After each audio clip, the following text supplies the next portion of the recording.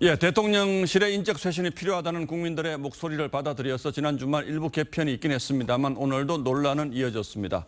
앞서 보신 것처럼 특별감찰관 문제도 여전히 결론이 나지 않고 있죠. 관련한 대통령실의 분위기 알아보겠습니다. 오늘은 홍현주 기자에게 물어보겠습니다. 자, 홍 기자 어서 오십시오.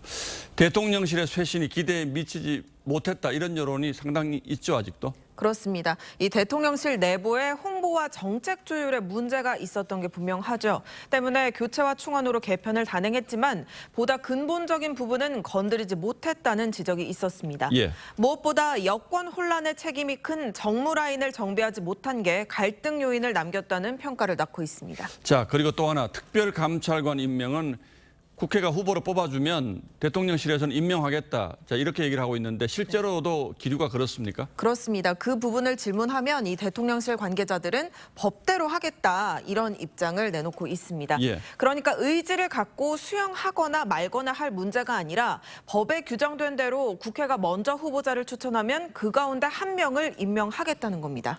자, 새 정부 출범 이후에 불거진 부적절한 인사 논란 같은 것들도 이런 내부 감찰 기능을 통해서 정리할 수 있겠죠. 맞습니다. 그래서 이 특별감찰관 임명이 쇄신의 돌파구가 될 거란 주장이 내부에서 나오고 있습니다. 예. 윤 대통령의 취임 후 가장 큰 논란을 부른 것이 대통령실 사적 채용과 관저공사 특혜 의혹, 무속인의 이권 개입 의혹 등인데 모두 대통령 부부와의 친분을 둘러싼 구설입니다.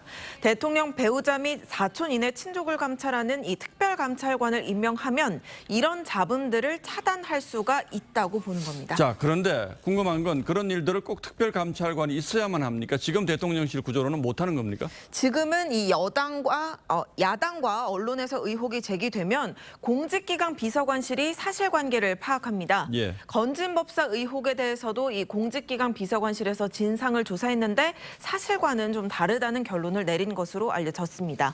다만 이런 과정이 외부로 공개되지는 않기 때문에 의혹이 말끔히 해소되지는 않고 있고 루머 형태로 확산되면서 국정 동력을 갉아먹는 부작용을 낳고 있다는 게 대통령실 내부의 판단입니다. 예, 그러니까 상징적으로라도 특별감찰관이 있으면 이런 의혹들이 상당 부분 줄어들 수 있다. 이제 이런 판단인 것 같고요. 그렇다면 대통령실도 이렇게 긍정적이라고 하는데 왜 특별감찰관 임명은 속도를 못 내고 있는 겁니까? 예, 앞서 리포트도 보셨지만 일단 문재인 정부에서 5년 내내 임명을 안 해왔기 때문에 민주당 스스로도 좀 적극적으로 나서기에는 껄끄러운 측면이 있을 겁니다. 예. 여기에 더해 대통령실 관계자는 국회가 적임자를 찾는데 어려움이 있을 것이라고 했습니다.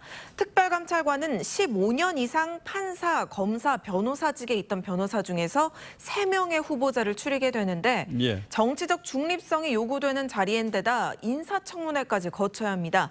때문에 박근혜 청와대에서 이 특별감찰관법이 통과된 후에도 9개월이 지난 뒤에야 이석수 변호사가 첫 번째 감찰관으로 임명되게 됐습니다. 예, 여야가 합의한다고 하더라도 최종적으로 누가 특별감찰관이 될 건지 최종적으로 결정되는 데까지는 또 진통이 만만치가 않겠군요. 민주당도 대안 없이 비판만 할 처지는 아니고요.